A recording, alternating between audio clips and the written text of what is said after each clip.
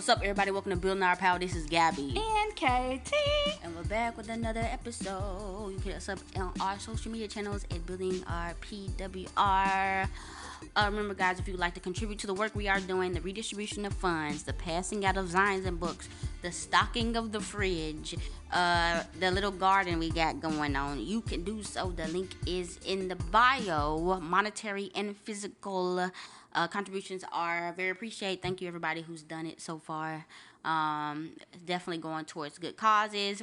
All right, guys, we're going to do a different type of episode today. As some of you know, some of you may not know, May 19th, that was last week, and that was Malcolm X's birthday. Last May 19th, we did an episode entitled MLK Was a Sellout, where we talked about the M19 organization and Malcolm X's message to the grassroots speech. Today, we're going to play in full the album Ballot or the Bullet by Malcolm X. And after that, we are going to comment on what he was talking about from an anarchist, anarcho-communist perspective.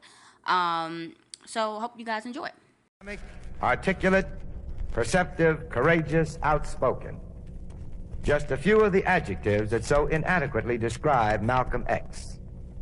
Few singular personalities have emerged on the national and international scene to so excite and stimulate interest in the plight of 22 million Afro-Americans in the USA. Controversial? Without a doubt. Not only speaking out the agonies of 22 million members of the black masses, but effectively voicing the guarded views and opinions of many of his detractors in the Negro elite.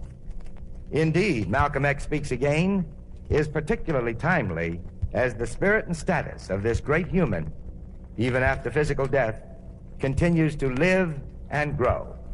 We are privileged to again hear the voice of Minister Malcolm X.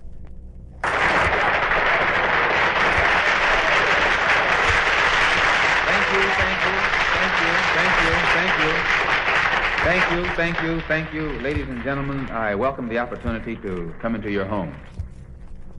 Sir, I would like to know what your position is on nonviolence. Well, nonviolence is one of the things that has disarmed the so-called Negro here in America. And any Negro leader who teaches our people to be nonviolent in the face of the violence that we've been experiencing for the past 400 years is actually doing our people a disservice. In fact, it's a crime. It's a crime for any Negro leader to teach our people not to do something to protect ourselves, especially in the face of the violence that is inflicted upon us by the white people here in America. And whenever you teach a man to turn the other cheek or to be nonviolent, what you're actually doing is disarming the victim of white brutality. You're robbing him of his right to defend himself. In fact, the only time it's intelligent to be nonviolent is when you're dealing with someone else who's nonviolent. I'm nonviolent with those who are nonviolent with me. This is intelligent.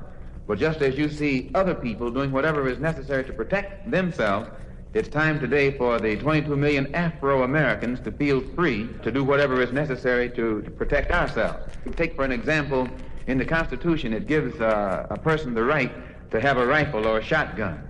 And in areas in this country where the government has proven itself either unwilling or unable to defend the black people, it is time for the black man to stand up and start defending himself.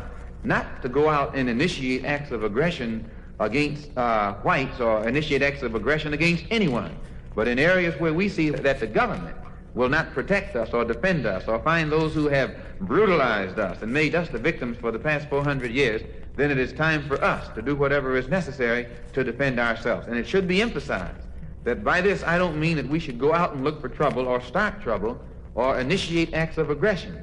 But we should feel that we're within our human rights, our civil rights, and within the rights of intelligence to do whatever is necessary when we are attacked to defend ourselves. In fact, the best thing to teach our people is never to be the aggressor, never to look for trouble. But anytime anyone makes any effort to brutalize us or to inflict wounds upon us, we should feel that we are within our rights to do whatever is necessary to repel them. Do nothing unto anyone, but always do whatever is necessary to keep others from doing to you, which they've been doing for the past 400 years, making us the victims of brutality. But is it not a fact, Minister, that people like Dr. Martin Luther King, who have advocated nonviolence, have been successful with their nonviolent moves? Well, they've been successful in going to jail. They've been successful in becoming the victims of police dogs and police clubs and water hoses. If Dr. Martin Luther King feels that this is the best way to gain freedom, justice, and equality for our people in this country, well and good. I have no criticism of him whatsoever, but I think that the time has come now where the masses of black people feel that nonviolence shouldn't be taught to us unless it's also taught to the white people in this country. And black people shouldn't be taught to turn the other cheek unless the white people are taught to turn the other cheek. Now, if Dr. Martin Luther King can be so successful in disarming Negroes, they should send him to Russia and let him disarm the Russians. Let him disarm some of these other countries where...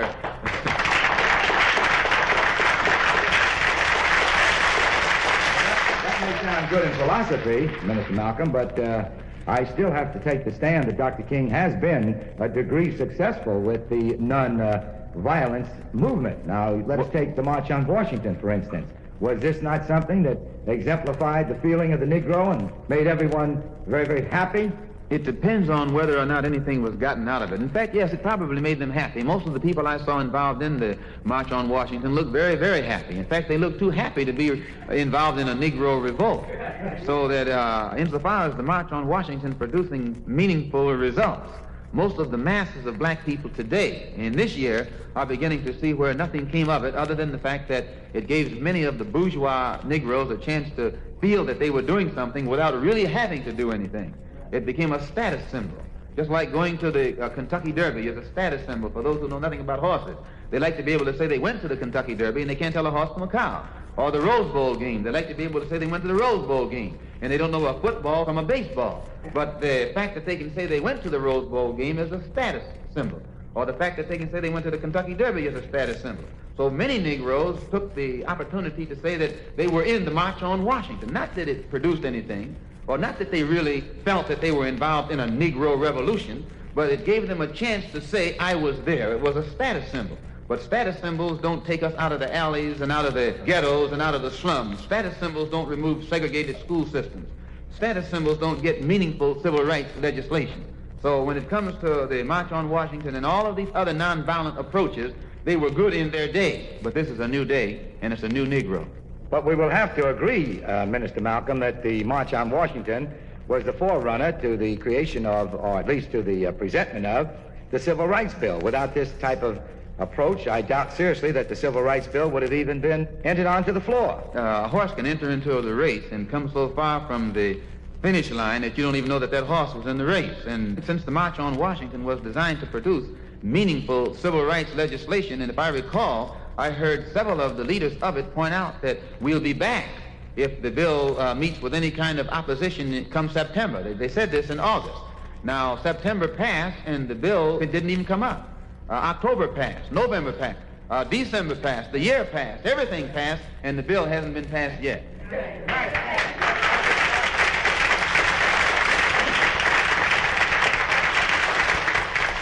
Are you saying that you feel a more violent approach to it would cause this bill to be passed, Minister It's not Malcolm? a case of violence, and I think that our people should never let themselves be trapped intellectually into thinking that whenever they do something to defend themselves against the violence of the white man, that they're being violent. But you're advocating violence, No, are you not? we're advocating the necessity of black people defending themselves against the violence of the white man, because the American government has already proven itself either unable or unwilling to defend us as it should do. Well, the white man hasn't gone out to create any marches, nor has he gone out to do anything that would make the people in the communities feel that he was opposed by law to their thinking. No, all he has done is sicked his police dogs on innocent black women and babies.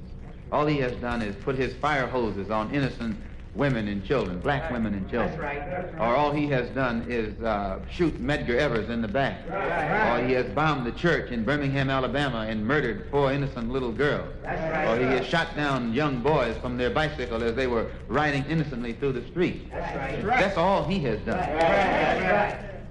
Well, you feel that this is a cause for the Negro to take on the violent act? It's not a case of the Negro taking on a violent act, but it's a case of the Negro doing what is necessary to defend himself against the violent acts of the whites.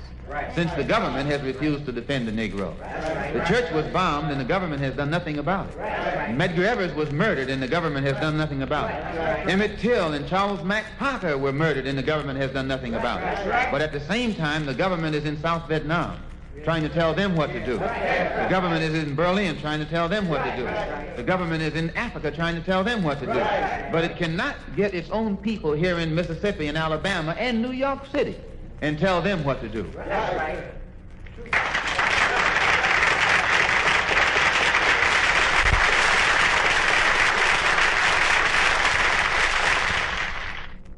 Mr. Malcolm X discusses human or civil rights.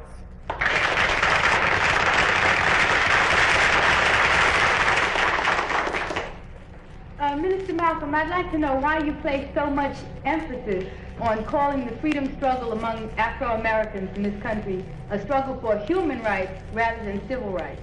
Well, most of our people don't even know the meaning of civil rights, and by not knowing what it is they're actually trying to get, it has eluded us for the past 100 years. Civil rights is supposed to mean citizenship. When you have civil rights, you have citizenship. When you have citizenship, you have civil rights.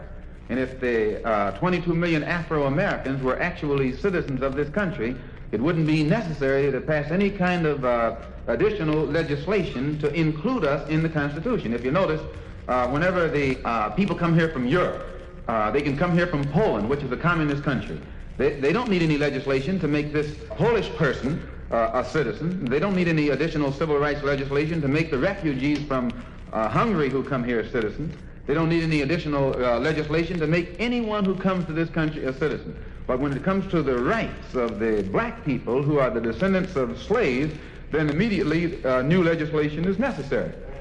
So this right here implies that when the Constitution was written, in some way or other, it must have excluded those of us who were slaves at that time. And because we were excluded from the Constitution when it was originally written, today they have to amend it in order to include us. But if you notice, the Civil War didn't include us in the Constitution. Had the Civil War included us in the Constitution, we would be citizens today. Had the amendments even to the Constitution actually included us, we would be citizens today.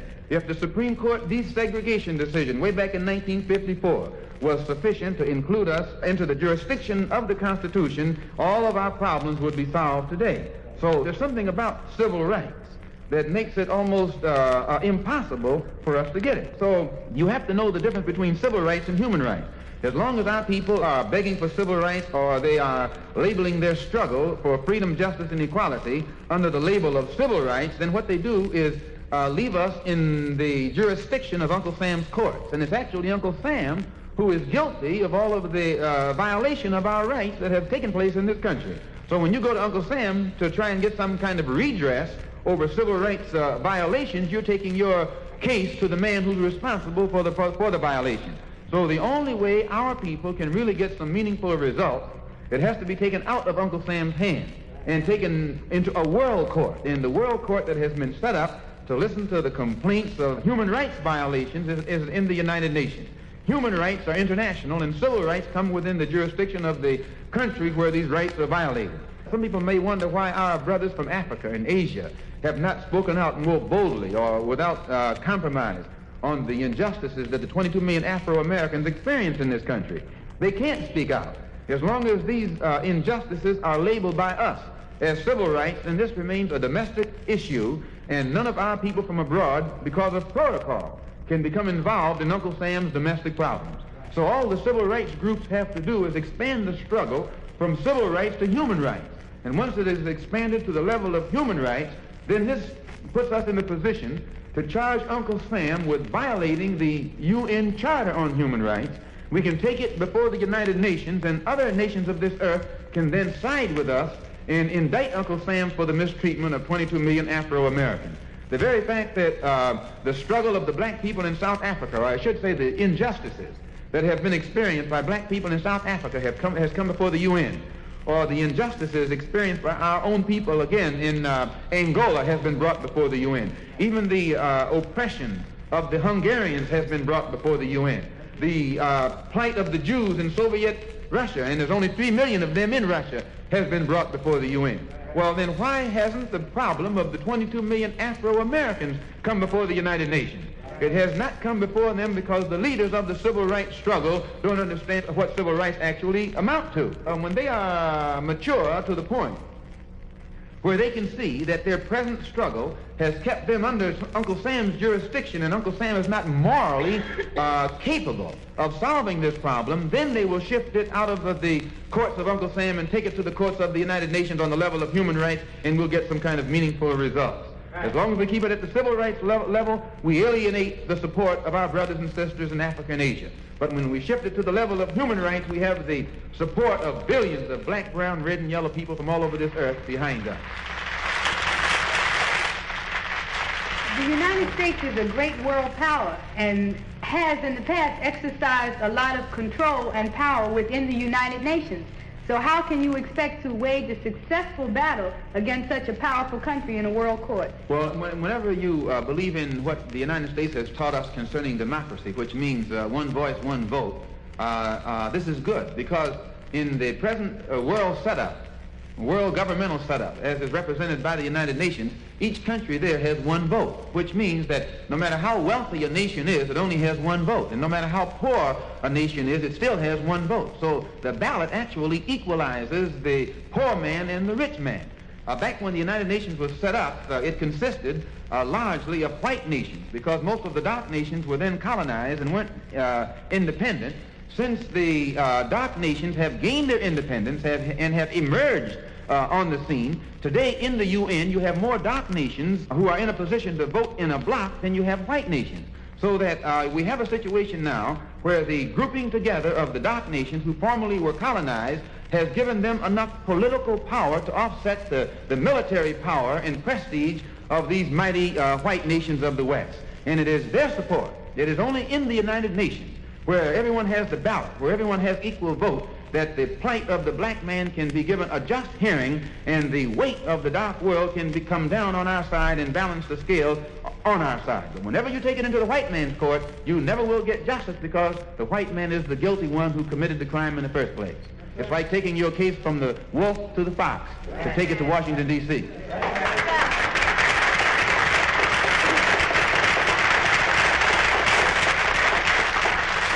I don't think I wholeheartedly go along with that, Mr. Malcolm. I have some appreciation for your discussion as regards to the human right and the civil right. But here in America, as a band of Negroes, I think the most progressive thinking that we could possibly attain is civil rights. This is the thing that we want. This is the thing that we hope to get. This is the thing that we're going out to fight for. Without our civil rights, the human rights and the rest of the elements are non-entities as far as I'm concerned. Human rights come before civil rights.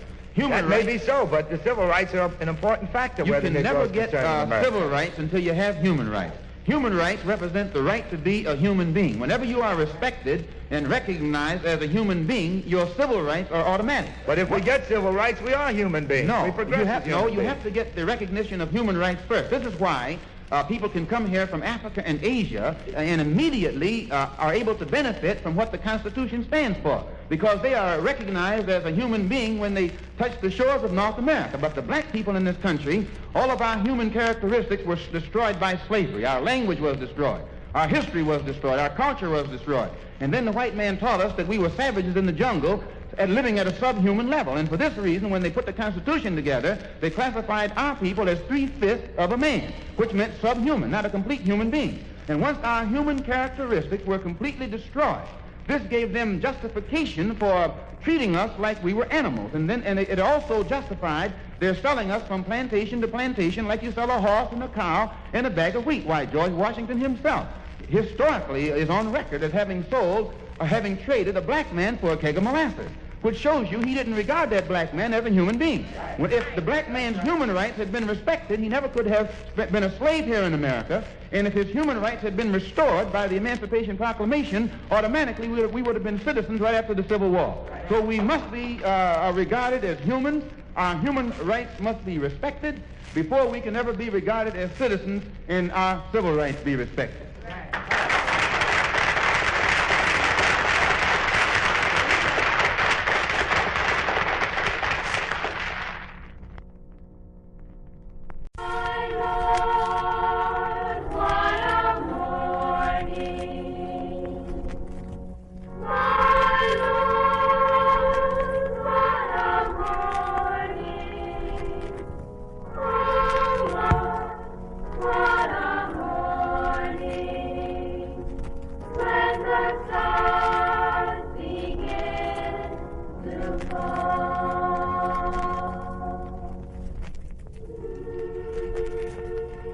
Sunday, September 15th, in the year of our Lord, 1963.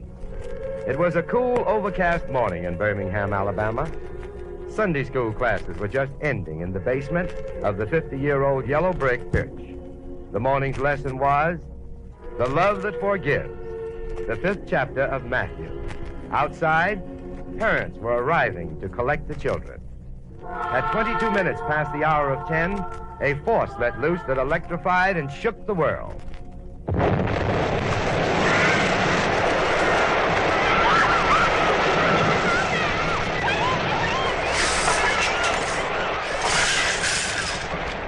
Great chunks of stone shot out like artillery through parked cars. A metal railing tore from its concrete bed and shot across the street into the window of the social dry cleaning store. Customers in the next door Silver Springs restaurant were knocked to the floor.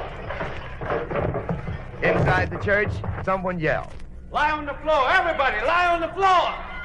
Rafters collapsed. The skylight fell on the pulpit.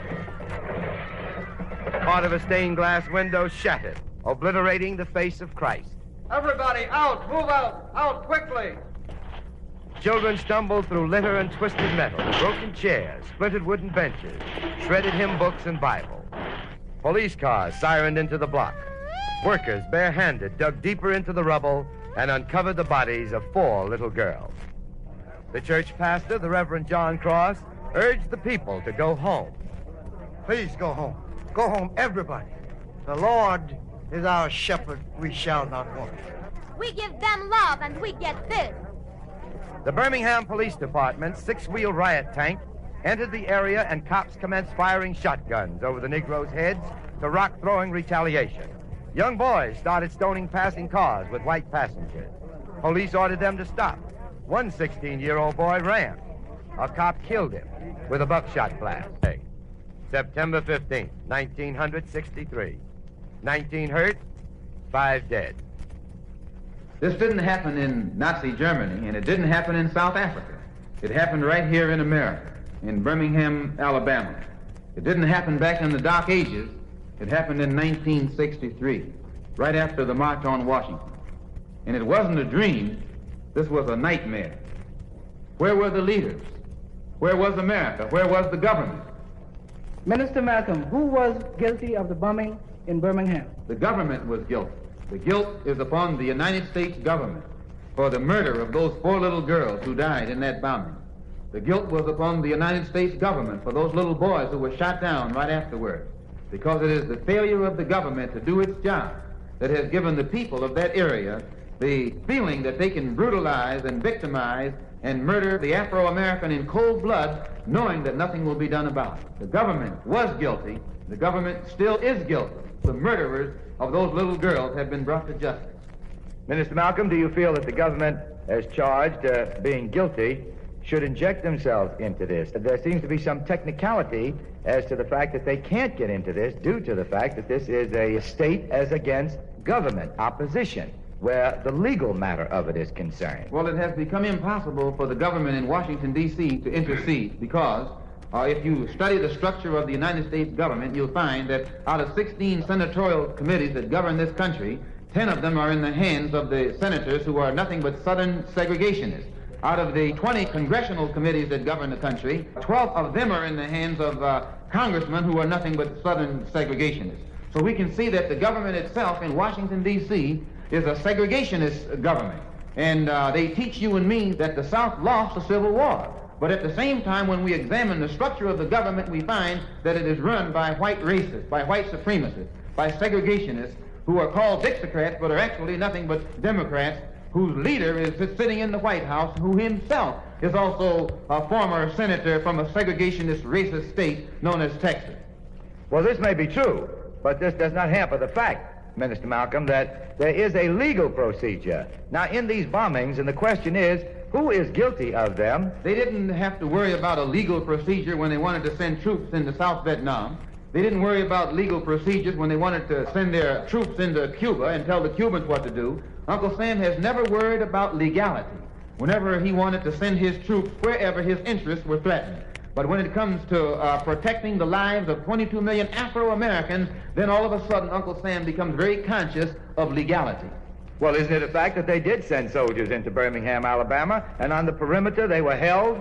I think you'll find that for several weeks when Dr. Martin Luther King and his cohorts were the victims of cattle prods and water hoses and vicious police dogs in Birmingham, they were calling upon Washington, D.C. to come to their rescue. And the only word that they got out of Washington was that no statute had been violated that would allow Washington to intercede, to inject itself into that dispute. But as long as the Negroes in Birmingham, Alabama were being nonviolent and were turning the other cheek, then there was nothing the government in Washington could do about it. As long as brutal attack, the government in Washington professed that it could do nothing about it. But on that night, when the Negroes exploded, that Saturday night, and began to react against the whites who had been brutalizing them, then the government in Washington, D.C. sent troops in. And they didn't send troops in to protect the Negroes, because Negroes had been the victims of brutality for several weeks. They sent troops into Birmingham, Alabama, only when the lives and the property of the white racists and segregationists in Alabama were being threatened. But specifically as regards to the church, the bombing, and the children, of course, which was an atrocity beyond belief, the government, in all fairness, is not able to fight that case in that it happened within the city and its city government, state government. Well, the government saw fit to send the football coach down to investigate it. And since when do governments send football coaches to investigate atrocities? Right. Whenever this same government sees its interest being threatened in Cyprus, or threatened in the Congo, or threatened in the Middle East, they look for diplomats of international stature. Right. But these same diplomats who are sent abroad to settle the differences of other people, if they were sent into Georgia or Alabama or Mississippi, why, they would hang that diplomat on a tree. Right. Well, don't you think that Dr. King and all the rest of the very wonderful leaders throughout the state of Alabama, don't you think that they have tried and made sufficient enough effort in the handling of this case? Well, Dr. King and many of the other wonderful leaders who are in the South and other parts of the country have been doing the best that they could. But the odds against them are so great on the part of the white racists and the white supremacists, and they work in conjunction with many of the white racists here in the North who pose as liberals, so we can see today that it is almost impossible for Dr. King to win. So we're going to need some help on a broader scale from a more powerful source.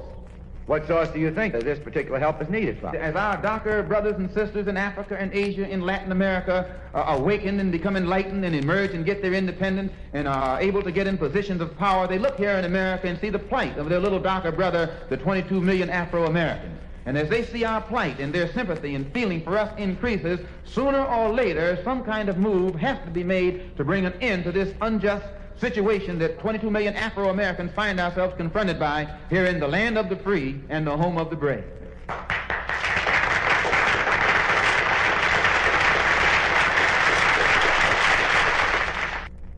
Gentlemen, Minister Malcolm X discusses the ballot or bullet.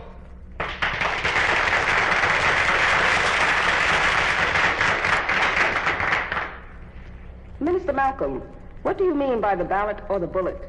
Well, as our people, the Afro-Americans, become politically mature, they become very much aware of the recent trend in political elections. They see that every time there's an election recently, there's always a recount, that whites are so evenly divided politically that in many areas the race is so close that they have to count the votes all over again to see who got in office. You had a recount where the governor was concerned in Massachusetts or in Minnesota or in Rhode Island, and the same thing was so close between President Kennedy and Nixon that they had to count the votes all over again. And our people are beginning to see this, and they also realize that any minority group that has a block of votes is able to determine who will be the next mayor, or who will be the next governor, or who will be the next president, or who will be the next congressman or the next senator. And this enables them to see the strategic position that they are in.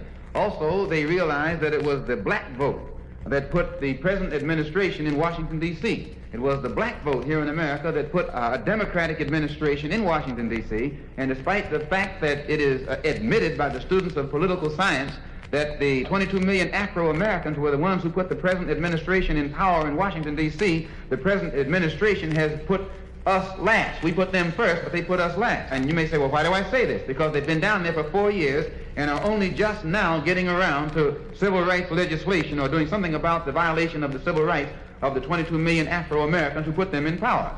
Now, despite the fact that they claim that they can do nothing about this, when you look at the structure of the senators and the congressmen in Washington, D.C., or the two political parties, we can see where the congressmen are concerned, 257 of them are Democrats, and only 177 of them are Republicans. That means that the Democratic Party controls 2/3 of the House of Representatives, and where the senators are concerned, there are 67 Democratic senators and only 33 Republicans. Controls 2/3 of the House of Representatives and also controls 2/3 of the Senate. And despite the fact that they control 2/3 of the House and the Senate, and are able to pass all the other type of legislation that comes up, when it comes to the rights of the black people in this country who put them in power, they always have some kind of alibi to give the Negro to try and explain why they have not been able to deliver or keep their promises or the promises that they made when they were running for office. And the alibi that they usually use is they say that the Dixiecrats tie things up. Well, there was a time when black people were politically immature that they thought it was the Dixiecrats that was keeping the Democrats from fulfilling their promise. But today, as Negroes become politically mature, they can see that a Dixiecrat is nothing but a Democrat in disguise. That you've got to be a Democrat before you can be a Dixiecrat. And as our people begin to see this, they also are able to see that it is actually a coalition of Southern Democrats along with the Northern Democrats who actually play a giant political con game to make them at the same time they are not. A good example of this, recently when I was in Washington, D.C., watching the senators filibuster, I noticed that in the back of the Senate room, there was a huge map on the wall showing the states where most of the Negroes live. And in each one of those states where the majority of the Negroes were living, the senator from that state was involved in a filibuster, which meant that he had to filibuster in order to keep those Negroes from getting voting rights. Because as soon as the Negroes in the southern states get voting rights, they will vote out of office the present racist segregationists who are posing as senators in Washington, D.C. And once the Negro gets the vote and he can oust these southern senators and southern congressmen, then that means the present committees that govern the direction that this government takes in its foreign and domestic policy will be changed because the committee chairman will be changed. And in many instances, they'll have a black senator or a black congressman. The including of black people into the governmental system automatically will mean that the political philosophy of the government will change. The political direction of the government will change. And it will have an effect upon the economy of this particular country. In fact, the 22 million Afro-Americans are in a position to bring about a bloodless revolution where America is concerned, because if America gives complete voting rights and voting power to every person on this continent, it will include overnight a block of 22 million Afro-Americans who have a unique political and economic philosophy. So this means that America, for the first time in history, represents a country that can actually involve itself in a bloodless revolution. All other revolutions in history have been bloody. The Russian Revolution was bloody. The Chinese Revolution was bloody. The French Revolution was bloody. The Cuban Revolution was bloody. Revolutions historically are always bloody. Now America is in a unique position to involve herself in a bloodless revolution by giving the 22 million Afro-Americans the ballot. And if they don't give the 22 million Afro-Americans the ballot and make possible a bloodless revolution, then they are going to force the Afro-Americans to use the bullet. And it will be a bloody revolution. And this is what I meant when I say the ballot or the bullet. It's the same thing that Patrick Henry meant when he said liberty or death.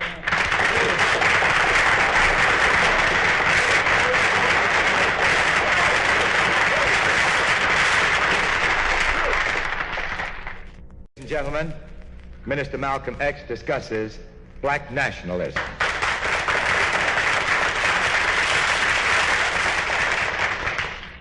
Minister Malcolm, since nationalism was able to put approximately 35 nations of our black brothers in the United Nations, how long do you think it will take to solve the problem of 22 million Afro-Americans economically, politically, socially in America?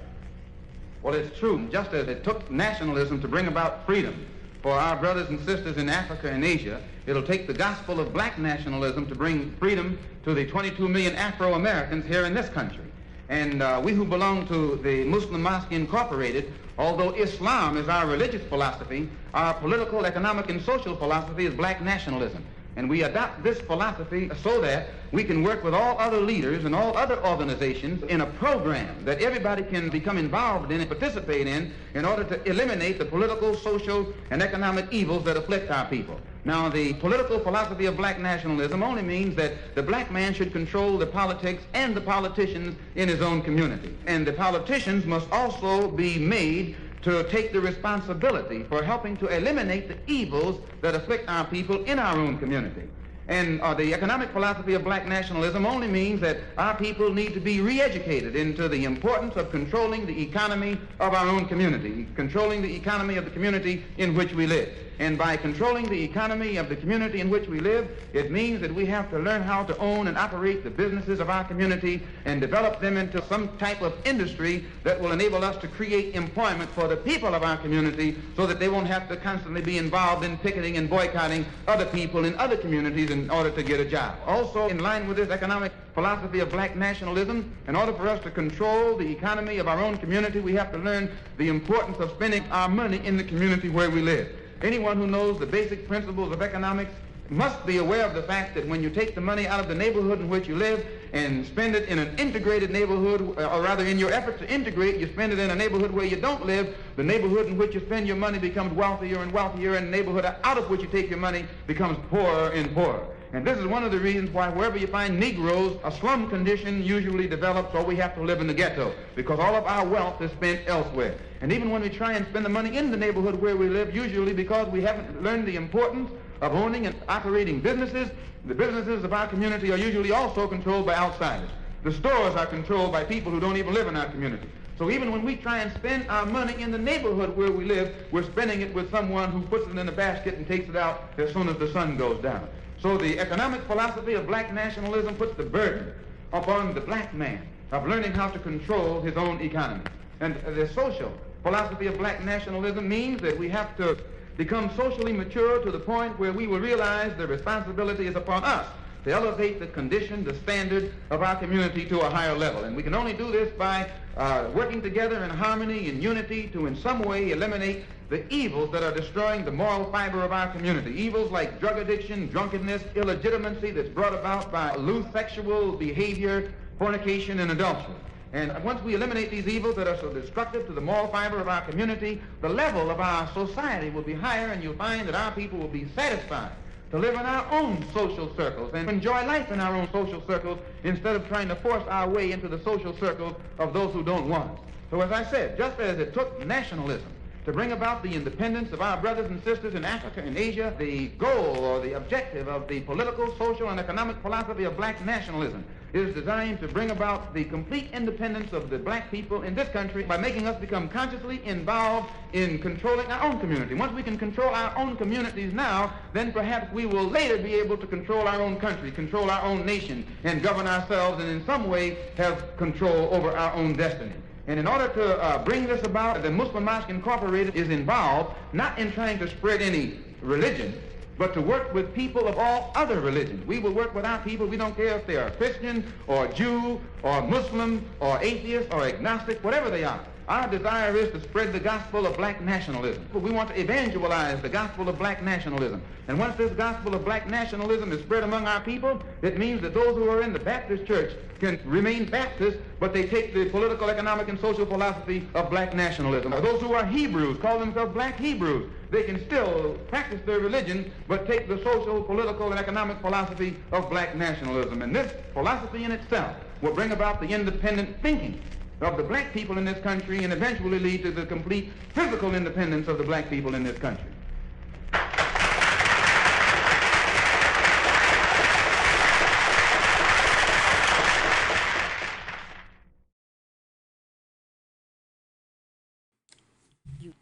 All right, so we're back with the commentary. Powerful words from Brother Malcolm X. Let's go to the first point. They talked about nonviolence, and we did an episode on this, and it was so interesting. Like literally, he was saying the exact same thing, saying that nonviolence disarms the victim, right. And nobody ever tells the abuser to not be violent. It's always the victim cannot respond to violence. The victim can't. defend themselves. The finger is always point on them, and it's never pointed to the person that is oppressing.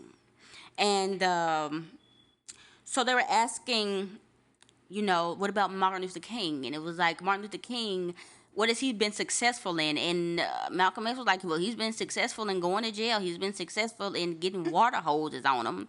But that nonviolence thing was not successful. It was successful in making white people comfortable. It's successful in making your oppressors comfortable. It's successful in making them feel like, oh, okay, well, everything's good. Yep. That's it. That's all it does. And that's why America loves it. Yeah, back to what you said, it just reinforces what we were talking about in the previous episode, how you can't protest your way to liberation, you can't be holding hands with the oppressor to liberation, that violence is the only language that oppressors know. And for Malcolm X to essentially affirm that, like back in the day, like literally almost, 50, 60 years ago, it's crazy to me that we are now still saying it. But like we always say, the American government has the same exact playbook, right? So while we're sitting up here and we're thinking that going to a protest is going to make a difference, they want you to do that. They want you to go to a protest instead of burn shit down. Yeah. And I think it's indicative more so of us, not even of America, that we're having the same conversation and literally have to tell people again that literally was 1960, and it's literally the same exact words. I could read that right now and you wouldn't even know what I was if I was talking about then or now. And then to bring up like Malcolm X, like I know like historically or whatever, they're always pitting Malcolm X against MLK, right? Like Martin Luther King versus Malcolm X. They're always pitting them against each other. And like one is for violence, one is against violence, etc. But like for them to bring it up and say, well, why aren't you trying to do what he's doing? Like Malcolm is totally right. What was he doing at that time? He was literally selling out the American people. We talked about that in the previous episode, how he was literally selling out the American people. The black Americans. Yes, correct. The black people. He was literally selling out black people for the sake of his bank to make him more money. Yep, pretty much. So, and if you want to hear that episode, listen to Michael Jackson. Martin Luther King was a sellout. Okay, so and then the guy was bringing up the March on Washington, which we talked about then, but it was interesting hearing him say it again because again, the same exact playbook. They said, wasn't the March on Washington successful? Wasn't that great? Didn't everybody love it? And Malcolm X was like, yeah, it was successful in being pretty much, in my own words, a photo op. It was successful in being a status symbol. It was successful in people saying that they went there, they're in the video, they took the photos, but it was supposed to be a black people revolt. It was supposed to be a young, quote-unquote, Negro revolt, and it was not that. It was sanitized, it was co-opted by JFK and the government, and that's what it was. And he was talking about how even, they were saying, if the stuff don't get passed, we're going to be back. They never came back because that wasn't the point. That was never the point. And we just want to, relate that back to now. Think of Black Lives Matter, the organization. What was happening? Summer of, 2020? Summer of 2020, what happened? There was literally photo ops. Even here in Memphis, we had people who were, quote-unquote, organizing. And then the moment midterms came around or politics came around, they were gone. They never did anything with that. You had Nancy Pelosi over there at the place. You had Kamala Harris over there at the place. You had all of the politicians were there. You had people doing the electric slide with the police officers. It literally was the exact same playbook. If we don't learn this history, guys, if we don't learn this history and stop it when we see it happening, this will literally be the story for the rest of the eternity of America. This will keep happening. So, okay, again, in the advocating for yourself is defending yourself is as an oppressed person is always going to be seen as a threat. So as far as people who are oppressed, whether it's being poor or black or part of the LGBTQ plus community, America's gonna hate you regardless. So I don't know why a lot of us are caught up in what will the people think? How will we appear on TV? We can't look crazy in the protests. Literally. What? They already don't care in the first place. Why are you concerned? Like that's just the internalized. It's just all that the capitalism and the anti-blackness and everything. It just makes you feel shame for addressing concerns. I feel like that's like indicative of like white supremacy, period. Like, because whiteness tells you that you must be pure, you must be soft, you must be angelic, you must be not do anything wrong, right? So because of that, when you get on television or you're going, you can't be angry, you can't be upset, because then you're not gonna be pure. Your intentions aren't pure at that point. And so yeah, I think that develops definitely, like, that's a strong indicator of anti-blackness and white supremacy. Yeah, it's definitely what they call it, the core demeanor. It's like that British stuff. Like you gotta walk a certain way. You have to be a gentleman. You have to be a lady. British, you can't respectability. That, but I'm just saying it's something like that. Like you can't talk too loud. You can't be, like you said, too angry, unless it's about something that white supremacy says you can be angry about, like 9/11. Yeah, that's then you can be angry. Yeah. So something else he was talking about was the difference between human rights and civil rights. Now this is when it kind of becomes, we kind of differ in, and I figure obviously if Malcolm X lived to the 70s, the 80s, the 90s, he obviously would have saw that this was not going to work. So he was pretty much saying that, we need international support, and in order to do that, we have to classify this is a fight for human rights, because, the other countries, they can't help us out because civil rights has to deal with, the jurisdiction of the country. And the thing is, that sounds good and that sounds great. But what we've come to see is not only is anti-blackness like another given for just the world at this point. Anywhere you go as a black person, you finna find some type of discrimination, some type of struggle. And when people from all over the world come into America, one of the first things they know is don't associate with black people, don't let your kids play with black people, don't let your children marry black people. But not only that, okay, we know about anti-blackness, but we also know about neo-colonialism. Mm-hmm. And even though these countries did receive independence, they were not independent. Nope. Even now, a lot of these folks still owe millions of dollars from these IMF loans. They have Western interests being the real hand of control with them. And if they were to, they can't even fight against the people that's in their country. They can't even rise up against that without fearing to be gunned down. Yep. So they're not finna come and be like, okay, America, not only are we gonna charge you with the genocide, but then we're gonna do something about it. We're going to boycott. Like, they're not going to do that. And so instead of, like he was saying, don't look to American government to resolve the issues that America's doing, but then you also don't look to the Western powers and even these other countries that are controlled to Western powers to then get over here and tell the Western America that they're wrong. America's running this thing. We have to take judgment and all this stuff into our own hands. It's over for pointing, help me. We have to help ourselves. Yep.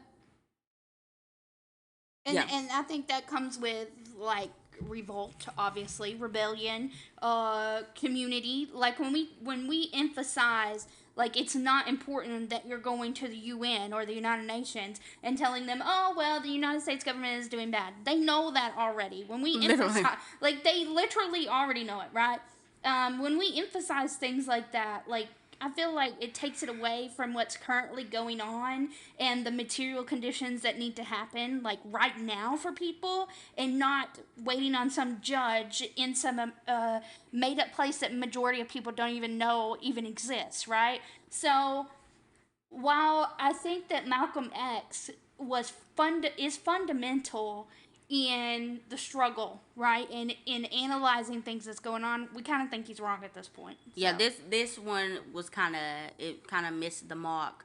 But we do think that I will say, just continue to, especially listen to his very final speech. Yeah. That he ever made, and that in that one he finally understands Pan-Africanism and internationalism, and that it's not going to come from the UN. It's coming from the black communities all over the world that are being oppressed to fight with each other. So that came a little bit later, but yeah. So another thing he was talking about was something that was very interesting is the white guy or whoever that guy was talking about, there's certain legal proceedings that have to go before certain things can be done. They were talking about the 4 little girls that got killed in that bombing in Birmingham. Absolutely awful. And Malcolm X was like, yeah, the government should have came down there and helped the people and protect them and stuff like that. And the guy was like, well, there's all type of legal procedures. You got to do this and you got to do that. And that was a city thing. And Malcolm X was like, the government don't have to follow no rules when it comes to invading countries, when it comes to doing this, when it comes to doing that. They can do whatever. But when it's something that comes to helping oppressed people, specifically black people, oh, well, now it's rules. Now it's this and that. And something that reminded me of is, it's not as what it is. It's just as a big factor now. I was thinking about the mask mandate now, and COVID is still here. People are still dying of COVID. Well, we're getting back to Delta numbers, and the little mask mandate is gone. And people say that we can't get the mask mandate now because you have to go through the judges, and you have to go through this, and you have to go through that, and we can't do a lockdown because then you have to go to. The government can literally take your house away from you. Eminent domain. They can literally do whatever they want. The government literally can shoot you and kill you for no reason. The government spies on us every day. The government can decide that it's going to be martial law tomorrow. But when it comes to putting a piece of plastic on your face, that's when their hands are tied. Oh, whoa, can't do it. When it comes to increasing the minimum wage, that's when, we have to go through the course of action. We got to do this, we got to do that. Healthcare. Right, when it comes to healthcare. No. When it comes to getting if we even think about the stimulus checks. Yeah, the stimulus checks, the right amount of votes, the whatever. It's always like, we can't. We got something that's tied up in this, and we got something that, like, it's some kind of excuse. It's like one of your friends that you always ask to do something, and they'll do anything if it has, like, some benefit to them, but if you ask them to do something for you, then it just doesn't, they just, I'm busy, I need to take care of my kids, or I need to do this, I need to do that. I mean, think about Ukraine. They steady giving them folks money. I know. They steady giving them people money, and we asked for a stimulus. Gas is $6. He said, sorry, y'all are not getting stimuluses, and the amount of money that was left over that the government's got for COVID, I want y'all to send it back so that we can help with the war. I just can't. Like, this is a whole other topic, but we really, really need to go more in depth into war crimes and war in and of itself, and how the United States government has, like, contributed to war in all senses, in every sense of the way. Yeah. But that's the thing. You said you can send troops. You can send troops anywhere. When folks protesting, y'all send troops all the time, but they said they couldn't send troops over there to protect the black people. They only sent the troops there once folks started tearing up the property of the white folk. Yep. Then we gonna send the troops. But it's not to help y'all, and they shot and killed a little boy. Yep. This is the government in which we live. If it sounds familiar, it's because it is. If we have to say it once, we have to say it a million times. America has no new tricks. It literally goes by the same playbook because we as a people don't have no type of political education. We don't pass it down. Granted, there is a big, humongous system trying to keep us from learning this information, but we have not done a good job at passing it down either. And so they can just do whatever. Like, I'm sure they can do it in their sleep at this point because they know people are just they got us down to a science. They get all this stuff down to a science.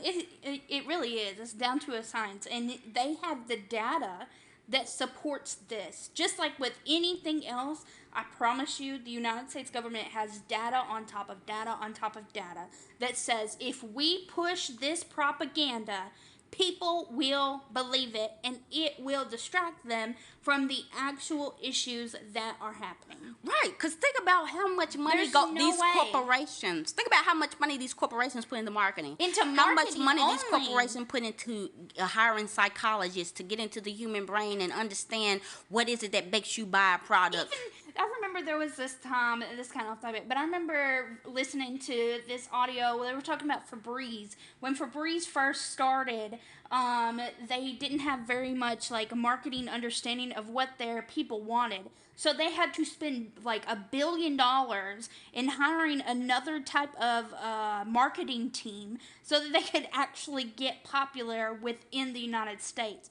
And they will do that. If these companies will do that, you absolutely positively know the United States government. The United States government has had a 400-year head start in getting the information on the people. So they know. So that's why it's our job. We have to continue to educate and make people conscious of these things. You got to learn your enemy. Yeah. That's the thing in war. You got to learn your enemy. All right. So another thing we was talking about was about voting rights, and of course we disagree from the jump on this, but it was something interesting. Again, the exact same conversation that black people are having now. Black people are still the deciding vote for majority of things. Yeah, we are still the deciding vote for the Joe Biden and the Trump election, for the Obama election, for all these things. We are the deciding vote, and we continue to not get nothing. Nope. Obama was the one time they claimed we was going to get something. We got less. Joe Biden came, did all their campaigning, took all of us from the streets. Put people in the streets to vote. Older black people. Oh, yeah, had all them black people out there in the COVID. Yep. In the cold. And we can't get a stimulus. And we can't get an increase in minimum wage, knowing we work majority of those minimum wage jobs as well as Hispanic brothers and sisters. Nothing. And so what he was saying was, in his opinion, they needed to vote out these white supremacist Dixiecrats, even though he himself agreed that the quote-unquote Dixiecrats and the Democrats were the exact same thing because the entire government is a white supremacist cesspool. So in his theory, you know, they, with the black voting power, they could vote in black representatives and black this and black that. And here's the thing: hindsight is 20/20. We're here. Right. We saw. We had everybody. These people, again, the government is 30 steps ahead. Y'all want black people in the government? Sure. We'll pick them. We will corrupt them with capitalism. Or they're already corrupted. More than likely, they already corrupted to even want to run for office. But if they're not, yeah, we'll mold them. We'll shape them into what we want to be. Just like they did MLK. That's like they did with anybody. We'll mold them and shape them into who we want them to be, and they're still going to serve the role of this white supremacist capitalist system. Exactly. Another thing he was talking about was, you know, there's a potential for it to be a bloodless revolution in America. And that was unfortunately incorrect as well. We got the voting rights. And again, America was already 2 steps ahead. Yep. We got your controlled opposition. We got your controlled opposition.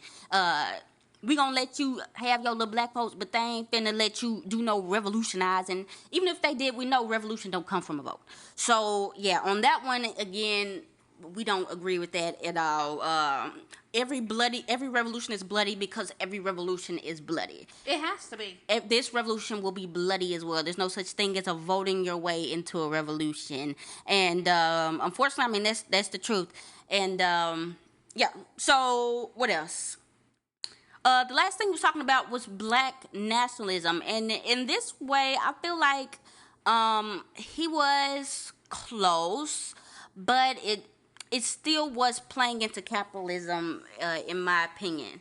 again, Malcolm X though was the catalyst to revolutionary organizations soon after. Right. So his framing was the foundation in which the Black Panther, the Black Liberation Army, all these other places, all these other organizations was built. And what I told Gabby, and somebody has asked us this previously, but like, what do you think should be like the foundation of somebody's political ideology? Like, you don't start with liberalism, right? You need to start with something like Malcolm X. Once you get to Malcolm X, then you can build on top of that, because like, he legitimately had some really good information that I think is worthy of building up on. Yeah, for sure. But yeah. And so for him, Black nationalism was pretty much, Black people being in control of our politics, our economics, our communities, which I don't have any problem with. The only thing that I didn't agree with was him focusing on the dollar and focusing on what you hear a lot of times, people still talking about the circulation of the black dollar. The black dollar leaves here, whatever.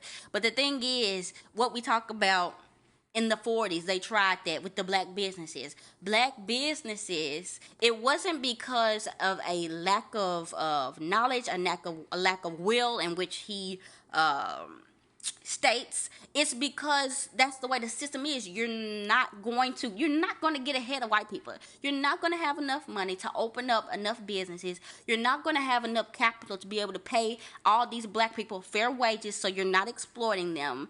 It's just not going to happen that way. Not under capitalism. Yeah. Like, it's just not possible in capitalism, especially with white supremacists, white people having a 300, 400 year start. Yeah. Like, it's just not possible. Yeah. Now, if he's talking about like what soon the Black Panthers and other people like them started to think about was, yes, we need a black community. Yes, we need control of our politics and economics, but we need an economic system that is not exploitative. We need an economic system that's not based on what the white folks is doing. So we need communism. We need an economic model where we all can help each other, and there's no there isn't that exploitation. It's based on community. Yes, based on community fully. Yeah. So yeah, there's that, and he was talking about the social stuff. No, I mean the illegitimacy and the drunkenness ain't the reason that we in these problems that we're in. It's white supremacy, and I feel like later on he started to get that. I feel like there's still some of that Elijah Muhammad thinking that was in his head, that black people have some type of mindset that's making them perform the way they do, and it's not the entire system. But yeah, 100%. So overall, I really did enjoy. I always enjoy Malcolm X and whatever he talking about, and it's so awesome to see how. I mean, he was at that point. He was ahead of his time. He really was. So even while there's a lot of things we didn't agree with, he was ahead of his time in that. I mean, there was a time where there were more anarchists and socialists, but they had pretty much got driven out. So the main voices you were hearing were the Martin Luther King types, the types that was like, well, integration. But he was thinking outside of the box. He was intuitively thinking and knowing we can't play into this system. We can't integrate and try to integrate our way in. We have to do for ourselves, which, like I said, led to people thinking about communism and, us eventually getting to where we are today. Do you think that he was really, like, harping kind of, like, on, like, self-determinism and stuff like that? Like, I feel like a lot of what he was talking about, like, can relate back to being self-determined and not having to depend upon the government to do certain things. Yes, absolutely. Yeah. He was getting there. He was definitely getting there. He was definitely getting there. And like I said, I'll link that one of his last speeches in the description, because like I said, he was really starting to think about organizing. He was in Africa organizing himself and was starting to think more radically in his politics. For all we know, he may have ended up like Lorenzo Irvin, right? We never know. Unfortunately, the FBI killed his ass, and the Nation of Islam, fuck them both. Literally. But we wanted to uplift his name, and we wanted to introduce some of y'all who may not know much about Malcolm X. Introduce some speeches to you. And let us know what you think. That's all I got. You can hit us up at Building Our PWR for any comments. Also, if you would like to contribute to the work we are doing, the passing of designs, books, the redistribution of funds, the feeding of the community, the growing of the garden, you can do so. Link is in the description. If you would like to be a part of the work we're doing in Memphis, you can do so. Link will be in the description. This has been Gabby and Katie, and this is Building Our Power.